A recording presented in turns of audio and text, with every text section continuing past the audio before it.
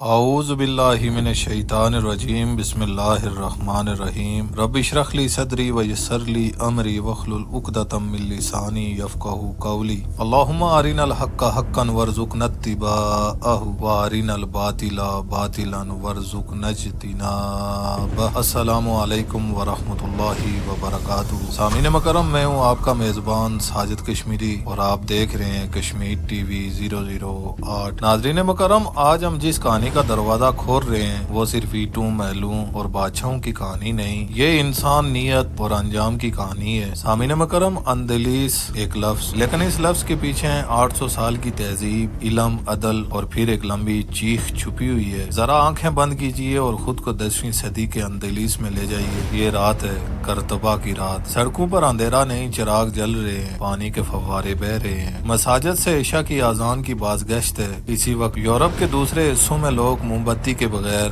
کتاب پڑھنے کا تصور بھی نہیں کر سکتے۔ یہ فرق کیوں تھا؟ اس لیے کہ یہاں علم عبادت تھا اور وہاں علم جرم سمجھا جاتا تھا۔ کرتبہ کی لائبریریوں میں 4 لاکھ سے زائد کتابیں تھیں اور صرف کرتبہ میں 70 سے زیادہ کتب خانے تھے۔ اور یاد رکھیے، یہ سب کسی جادو سے نہیں ہوا تھا، یہ سب نظام، عدل اور اطاعت سے ہوا تھا۔ سامعین، اندلیس میں عرب تھے، بربر تھے، مقامی نو مسلم تھے، یہودی اور عیسائی بھی تھے، لیکن قانون ایک تھا، عدل ایک تھا اور طاقت کا سرچشمہ ایک تھا۔ یہی وجہ تھی کہ مذہب، نسل اور زبان فساد کا سبب نہیں بنے۔ اسلام نے انہیں سکھایا تھا کہ تم سب آدم کی اولاد ہو اور آدم مٹی سے تھا۔ یہی سوچ اندلیس کی بنیاد تھی۔ ناظرین، قومیں تلوار سے نہیں بنتی، قومیں خیال سے بنتی ہیں، اور اندلیس کا خیال تھا اطاعت۔ سامعین، جب یورپ میں غسل کو گناہ سمجھا جاتا تھا، اندلیس میں باتھ ہاؤسز عام تھے۔ جب یورپ میں عورت کو روح سے خالی سمجھا جاتا تھا تو اندلیس میں عورتیں تعلیم یافتہ تھی، شاعری کرتی تھی اور طب جانتی تھی۔ یہ سب کیسے ممکن ہوا؟ کیونکہ یہاں ریاست کا مقصد صرف حکومت کرنا نہیں تھا بلکہ انسان بنانا تھا۔ اندلیس کی طاقت صرف فوج نہیں تھی، اس کی طاقت تھی منصف قاضی،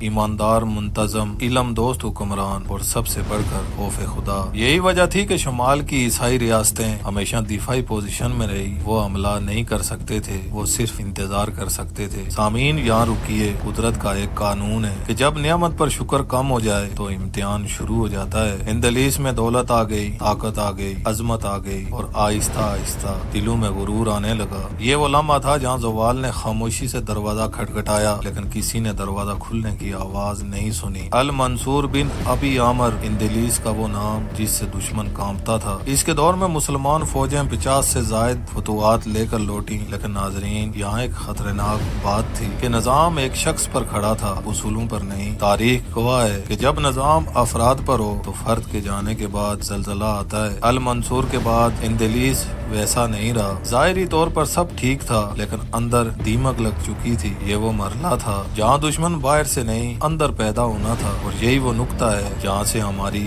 آج کی کہانی اصل درد میں داخل ہوتی ہے۔ ناظرین، اندلیس ابھی گرا نہیں تھا، محل کھڑے تھے، مساجد آباد تھی، علم جاری تھا، لیکن دلوں میں اطاعت کمزور ہو چکا تھا۔ اور یاد رکھیے، جب دل ٹوٹ جائے تو دیواریں زیادہ دیر نہیں ٹکتی۔ محترم سامعین، یاد رکھیے، ہر جنت کا ایک دروازہ ہوتا ہے اور ہر جنت سے نکالے جانے کی ایک وجہ بھی ہوتی ہے۔ اندلیس کو باہر سے کوئی طاقت نہیں توڑ سکتی تھی، اسے توڑا اندر پیدا ہونے والے زہر نے، اور اس زہر کا نام تھا اقتدار کی ہوس۔ المنصور بن ابی عامر صرف ایک فرد نہیں تھا، ایک دیوار تھا۔ وہ دیوار دشمن اور اندلیس کے درمیان کھڑی تھی، لیکن جب وہ دیوار گری تو پیچھے کوئی مضبوط بنیاد نہیں تھی۔ یہاں سے شروع ہوتا ہے اندلیس کا سب سے خطرناک دور۔ بظاہر خلافت قائم تھی، لیکن اصل طاقت محلات کے پردوں کے پیچھے منتقل ہو چکی تھی۔ خلیفہ صرف نام کا خلیفہ تھا، فیصلے جرنل کر رہے تھے اور جرنل اپنی کرسی کے بارے میں سوچ رہے تھے۔ سامعین مکرم، اسلام میں اقتدار امانت ہے، لیکن اندلیس میں یہ امانت آہستہ آہستہ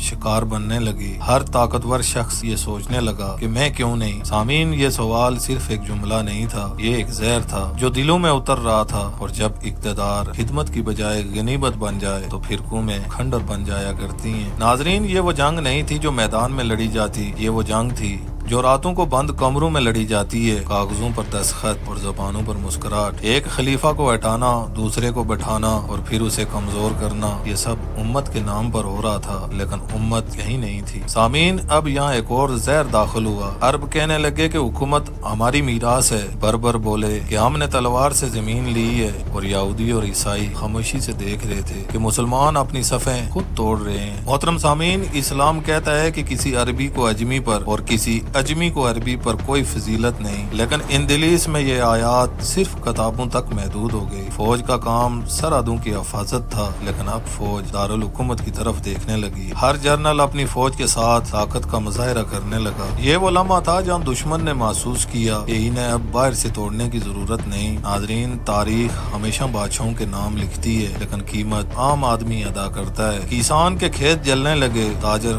خوف میں مبتلا ہو گئے، علماء خاموش کر دیے گئے، اور عوام کے دل میں ایک سوال پیدا ہوا، یہ سب کس کے لیے ہو رہا ہے؟ لیکن اس سوال کا جواب کوئی نہیں تھا۔ سامعین، یہاں ایک بات سمجھ لیجئے کہ اللہ تعالیٰ قوموں کو فوراً تباہ نہیں کرتا، پہلے وہ نشانیاں دکھاتا ہے، دلوں سے سکون اٹھا لیتا ہے، اعتماد ختم ہو جاتا ہے، قیادت بکھر جاتی ہے، اور اندلیس میں یہ سب ہو چکا تھا، لیکن کسی نے پلٹ کر نہیں دیکھا۔ سن 1009 یہ وہ سال ہے جہاں سے تاریخ نے لکھنا شروع کیا۔ فتنہ اندلیس، یہ وہ آگ تھی جو ایک سازش سے بھڑکی اور پورے گھر کو جلانے والی تھی۔ یہ آگ اب چھپ کر نہیں، کھل کر جلنے والی تھی۔ ناظرین، اندلیس ابھی بھی کھڑا تھا، لیکن اب اس کے اندر دھماکہ ہونے والا تھا۔ اقتدار کی ہوس، نسلی عصبیت اور فوجی غرور، یہ سب ایک نقطے پر جمع ہو چکے تھے۔ سامعین، آج ہم اس مقام پر کھڑے ہیں جہاں اندلیس کی تاریخ صرف لکھی نہیں گئی بلکہ خون سے لکھی گئی۔ وہ باپ جسے پڑھتے ہوئے قلم کانپتا ہے، ضمیر شرما جاتا ہے، اس باپ کا نام تھا فتنہ اندلیس۔ فتنہ صرف جنگ کا نام نہیں، فتنہ وہ حالت ہوتی ہے جہاں حق اور باطل گڑ مڈ ہو جائیں، جہاں قاتل خود کو محسن سمجھے اور مقتول غدار کہلائے، اور یہی کچھ اندلیس میں ہوا۔ سن 1009 یہ عام سال نہیں تھا، یہ وہ لمحہ تھا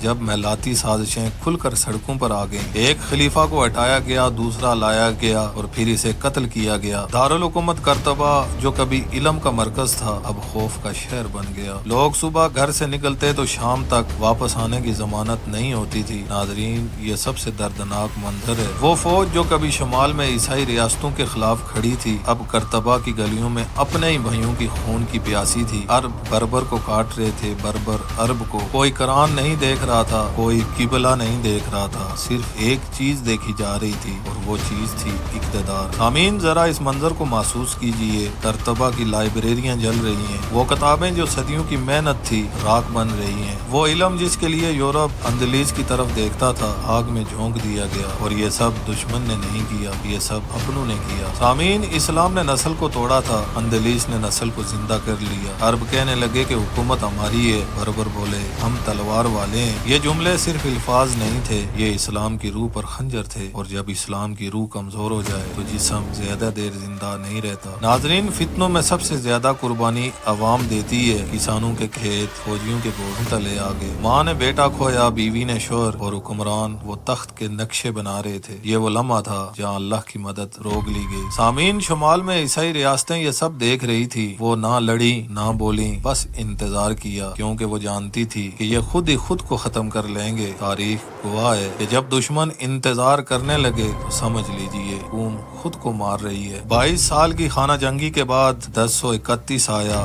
آخری خلیفہ معزول کر دیا گیا، خلافت قرطبہ ختم۔ سامعین، یہ کوئی اچانک موت نہیں تھی، یہ ایک لمبی بیماری کا انجام تھا۔ چراغ بجھ چکا تھا اور اندلیس اندھیرے میں داخل ہو چکا تھا۔ ناظرین، یہ مت سمجھیے کہ سب کچھ ختم ہو گیا تھا، مساجد ابھی بھی کھڑی تھی، شہر آباد تھے، لیکن روح ٹوٹ چکی تھی، اور جب روح ٹوٹ جائے تو جسم دوسروں کے رحم و کرم پر آ جاتا ہے۔ سامعین مکرم، 1031 عیسوی میں قرطبہ میں ایک اعلان ہوتا ہے، کوئی جنگ نہیں، کوئی آخری مارکا نہیں، بس ایک فیصلہ، خلافت قرطبہ ختم۔ نہ کوئی خلیفہ، نہ کوئی مرکز، نہ کوئی ایک آواز۔ سامعین، یہ اعلان اصل میں ایک جنازہ تھا، امت کا جنازہ، اطاعت کا جنازہ، اور اس خیال کا جنازہ کہ مسلمان ایک جسم ہے۔ یہ سوال بہت اہم ہے کہ خلافت کو دشمن نے نہیں گرایا، بلکہ خلافت کو اپنوں نے غیر ضروری سمجھ لیا۔ کہا گیا کہ اب مرکز کی ضرورت نہیں، ہر شہر خود کو سنبھال لے گا، ہم الگ ہوں گے تو بہتر ہوں گے۔ یہ وہی سوچ ہے جو ہر زوال سے پہلے آتی ہے، اور تاریخ چیخ چیخ کر کہتی ہے کہ جب ہم کی جگہ میں آ جائے تو انجام قریب ہوتا ہے۔ ناظرین، مرکز کسی ریاست کا دل ہوتا ہے، اور دل نہ ہو تو ہاتھ پاؤں اپنی مرضی سے حرکت نہیں کرتے، اور یہی اندلیس میں ہوا۔ کرتبہ کے ختم ہوتے ہی ہر طاقتور گورنر نے کہا میں بادشاہ ہوں، اور یہیں سے جنم لیتا ہے طائفہ دور۔ سامعین مکرم، طائفہ کا مطلب ہے ٹکڑا، حصہ، گروہ۔ ایک نہیں، دو نہیں، پورا اندلیس 2 درجن سے زائد ریاستوں میں بٹ گیا، ہر شہر ایک ریاست، ہر حاکم بادشاہ۔ لیکن سوال یہ ہے کہ کیا یہ بادشاہیت تھی یا صرف ایک دھوکہ؟ نقشے پر دیکھیں تو اندلیس ابھی بھی کھڑا تھا، لیکن حقیقت میں طاقت بکھر چکی تھی۔ ہر ریاست کی فوج الگ، خزانہ الگ، اور دشمن ایک۔ سامعین، یہ وہی حالت ہے جیسے ایک مضبوط دیوار کو اینٹ کر کے الگ کر دیا جائے، ہر اینٹ اکیلی ہو تو کمزور ہو جاتی ہے۔ سامعین، طائفہ حکمران خلیفہ نہیں تھے، لیکن خلیفہ جیسی شان چاہتے تھے۔ محلات، محفلیں، شاعری، موسیقی، لیکن دفاع، حدود، امت، یہ سب پس منظر میں چلا گیا۔ محترم سامعین، یہاں ایک خطرناک بات ہوئی۔ اسلام ریاست کا مرکز نہیں رہا، بلکہ صرف ثقافت بن گیا۔ یہ بات سچ ہے کہ طائفہ دور میں علم اور ادب عروج پر تھا، شاعر عزت پاتے تھے، دانشور انعام لیتے تھے، لیکن تلوار وہ نیام میں سڑ رہی تھی۔ اور تاریخ گواہ ہے جس قوم کے پاس صرف شاعر ہوں اور شمشیر نہ ہو، وہ قوم زیادہ دیر آزاد نہیں رہتی۔ سامعین، یہاں ایک اور سنگین جرم ہوا۔ مسلمان ریاستیں آپس میں لڑنے لگی، اور جب کمزور پڑتی تو کس سے مدد لیتی؟ شمال کی عیسائی ریاستوں سے۔ ہاں، مسلمان بادشاہ عیسائی بادشاہوں کو اپنے ہی بھائیوں کے خلاف مدعو کرنے لگے۔ یہ وہ لمحہ تھا جہاں اندلیس نے اپنی قبر خود کھودنی شروع کر دی۔ طائفہ ریاستیں اپنی حفاظت کے لیے عیسائی بادشاہوں کو خراج دینے لگی۔ یہ خراج صرف سونا نہیں تھا، یہ غیرت کی قیمت تھی، یہ عزت کی نیلامی تھی، اور دشمن سمجھ گیا کہ اب یہ لڑنے والے نہیں، یہ خریدے جانے والے ہیں۔ ناظرین مکرم، اللہ کا ایک اصول ہے کہ اللہ اس قوم کی حالت کبھی نہیں بدلتا جب تک وہ خود اپنی حالت نہ بدلے۔ اندلیس نے اپنی حالت بدل لی تھی، اطاعت سے انفرادیت، امانت سے ہوس، اور امت سے ریاستوں تک، اور نتیجہ اب زیادہ دور نہیں تھا۔ سامعین مکرم، اندلیس کے شہروں میں روشنی بڑھ گئی، محلات آباد، محفلیں سجی ہوئی، شاعری، موسیقی، فلسفہ۔ اشبیلیہ میں شاعر، سرکستہ میں فلسفی، ویلنسیا میں معمار۔ ہر ریاست چاہتی تھی کہ اسے سب سے مہذب کہا جائے، لیکن سوال یہ ہے کہ کیا تہذیب صرف محفلوں سے بنتی ہے؟ طائفہ دور کے حکمران اکثر شاعر تھے یا شاعروں کے قدردان۔ یہ بات بری نہیں تھی، لیکن مسئلہ یہ تھا کہ وہ صرف شاعر بن گئے۔ شمال میں عیسائی بادشاہ فوجیں منظم کر رہے تھے، نقشے بنا رہے تھے، قلعے مضبوط کر رہے تھے، اور اندلیس میں قصیدے پڑھے جا رہے تھے۔ یہی فرق قوموں کو زندہ یا مردہ بناتا ہے۔ ناظرین، طائفہ ریاستیں صرف دشمن سے نہیں لڑی، وہ آپس میں ایک دوسرے کو نیچا دکھانے میں مصروف رہی۔ اشبیلیہ تلیتلا سے لڑا، سرکستہ ویلنسا سے لڑا۔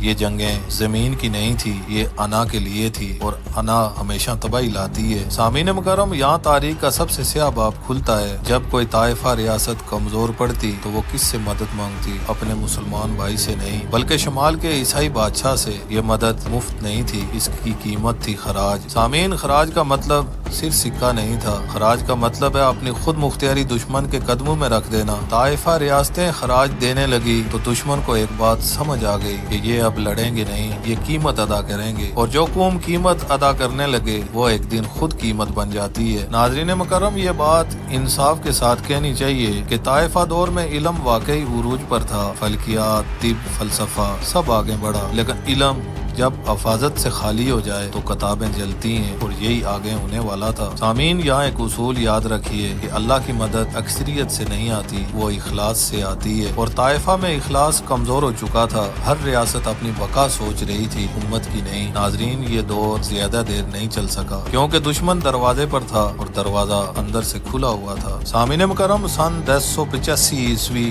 یہ وہ سال ہے جب تلیتلا شمال کے عیسائی بادشاہ کے ہاتھوں گر گیا۔ محترم سامعین، تصور کریں، تلیتلا کی گلیاں خالی ہیں، محلات کی دیواریں ابھی بھی روشن ہیں، لیکن فوج کی حفاظت نہیں ہے۔ بادشاہ اپنے محل میں بیٹھا ہے، شاعر محفل سجاتا ہے، اور باہر دشمن کی فوج سرحد عبور کر رہی ہے۔ ناظرین، یہ وہ لمحہ ہے جب عام آدمی سمجھ گیا کہ یہ لڑائی ہم میں نہیں، ہم پر ہو رہی ہے۔ کسان کھیت چھوڑ کر بھاگ رہے ہیں، تاجر اپنے سامان بچا رہے ہیں، اور علماء جو علم کی روشنی ہے، سکون کے لیے دروازے بند کر رہے ہیں۔ طائفہ کی ریاستوں نے جو شمالی عیسائیوں کو خراج باج دیا تھا اب وہ کام نہیں آیا۔ دشمن نے سیکھ لیا تھا کہ یہ قوم تقسیم ہے، یہ قوم خریدی جا سکتی ہے، یہ قوم خوفزدہ ہے۔ یہ پہلا زخم تھا جو باقی زخموں کے لیے دروازہ کھول گیا۔ سامعین، طائفہ دور میں علم ثقافت عروج پر تھی، لیکن فوج کی تیاری ناکافی تھی۔ ناظرین، یہ سبق یاد رکھیے، اگر صرف عقل ہو اور قوت نہ ہو تو دشمن آسانی سے فتح کر لیتا ہے، اور یہی ہوا۔ تلیطلا کا سقوط ایک زہر تھا جو اندلیس کے بقایا حصوں میں پھیل گیا۔ سامعین، سقوط تلیطلا نے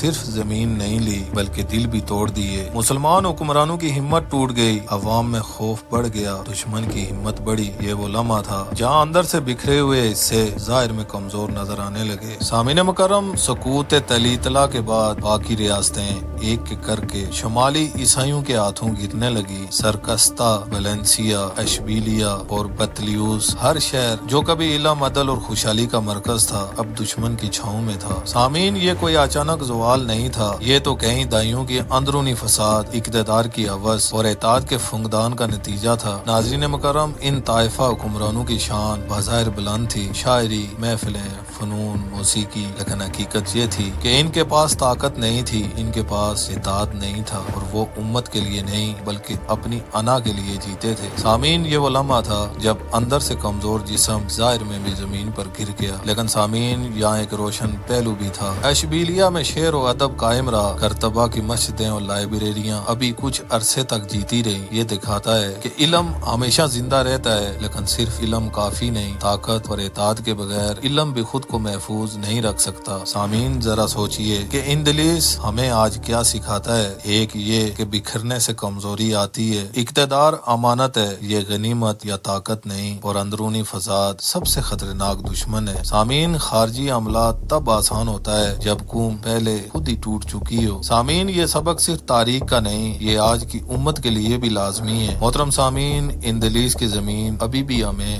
چیختی ہے، ہر شہر، ہر مسجد، ہر کتاب ہمیں یاد دلاتی ہے کہ طاقت، علم اور اطاعت اگر ساتھ نہ ہوں تو عظیم سلطنت بھی کھوکھلی ہو جاتی ہے۔ سامعین، یہ صرف اندلیس کی کہانی نہیں، یہ ہر دور، ہر قوم، ہر انسان کے لیے پیغام ہے۔ محترم سامعین، ہمیں ہر وقت یہ یاد رکھنا چاہیے کہ اطاعت، ایمانداری اور قربانی قوموں کو زندہ رکھتی ہے، اور انا، ہوس اور تقسیم صرف زوال کا راستہ دکھاتے ہیں۔ ہم سب کی ذمہ داری ہے کہ ہم اپنی کمیونٹی، اپنی امت اور اپنے دلوں کو ایسے زوال سے بچائیں۔ سامعین، اگر آپ نے اندلیس کی یہ داستان پسند کی تو یاد رکھیں کہ علم اور سبق صرف دیکھنے سے نہیں، پھیلانے سے زندہ رہتا ہے۔ اپنے دوستوں کے ساتھ شیئر کریں، کمنٹس میں اپنے خیالات لکھیں، اور ہمارے چینل کشمیر ٹی وی 008 کو سبسکرائب کریں تاکہ ہم آپ تک مزید سبق آموز اور تاریخی کہانیاں پہنچا سکیں۔ سامعین، یاد رکھیں، تاریخ صرف گزری ہوئی باتیں نہیں، یہ آج کے لیے چراغ ہے۔